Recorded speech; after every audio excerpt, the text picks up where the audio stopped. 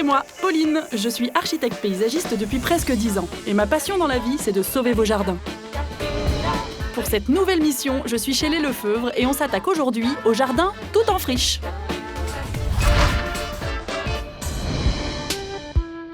Alors, c'est beau, hein, mais le problème, c'est que les herbes sont un peu plus hautes que le petit Julien. Bah, il est où d'ailleurs? Julien? Je suis là, Pauline. Alors là, on a un problème.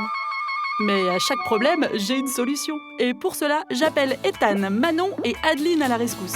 Bon, les petits amis, est-ce que vous avez déjà entendu parler d'un jardin en mouvement? Non, jamais. Ça vous parle pas? Non. Bah, c'est un jardin en mouvement. L'idée d'un jardin en mouvement, c'est un espace laissé au libre développement des espèces qui s'y installent pour maintenir la diversité biologique. Alors, la première étape, on délimite la zone. Alors Adeline, tiens, je vais te donner avec Manon un piquet, le début de la ficelle, parce qu'avec Ethan, on va partir à l'autre bout, jusqu'au grillage, pour délimiter la zone qu'on va tondre et l'autre qu'on va laisser en friche. Deuxième étape, on débroussaille tout le long de cette ligne afin de créer un véritable espace. Moi, je vais avancer le long du cordeau et je vais donner sur 2 mètres de largeur une grande zone que je vais déjà débroussailler pour qu'on ait bien la différence entre la friche qu'on laisse et la partie qu'on débroussaille.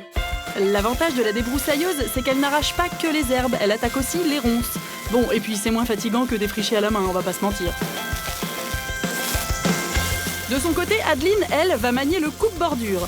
Plus fin que la débroussailleuse, il a l'avantage de faire un travail plus précis, notamment sur les bordures. Alors Adeline, l'avantage sur cette machine, c'est que généralement, on le sait, ce fil-là, il n'est pas magique. C'est-à-dire qu'il s'use à force de rencontrer des tiges un petit peu plus denses et plus rigides. Du coup, il va avoir tendance à se raccourcir. Et nous, il nous en faut pour que ça coupe. Cette machine te permet de ne pas t'embêter. Pendant que tu travailles en marche, ça tourne, tu te rends compte que ça coupe plus très bien. Hop, tu tapes la base de ta tête au toquette. Comme ça. C'est cette partie donc là. Là, le fait de la taper au sol, ça l'appuie et ça fait sortir automatiquement du fil.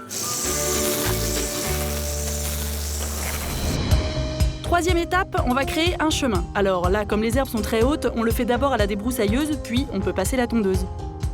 Alors mon loulou, je vais te montrer quelque chose de sympathique, ça va te plaire. Si tu veux garder un chemin toujours joli, bien dense et bien ras pour se différencier du reste, eh ben, il faut passer régulièrement la tondeuse. Mais c'est rigolo, c'est comme si tu allais te promener, sauf que tu as une tondeuse devant toi. Dans notre cas, c'est une tondeuse hyper légère et facile à manier, si bien que je propose à Ethan de s'en charger. On appuie sur le bouton jaune et on ramène la manette. Ok.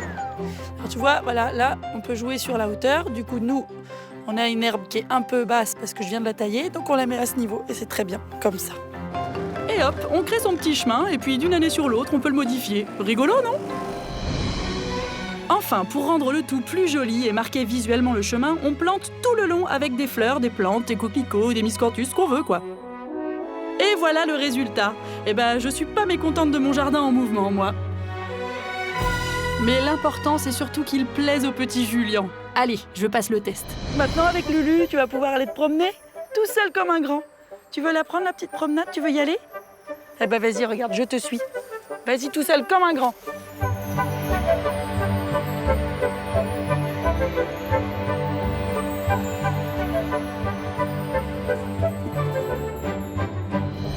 On dirait que ça fonctionne.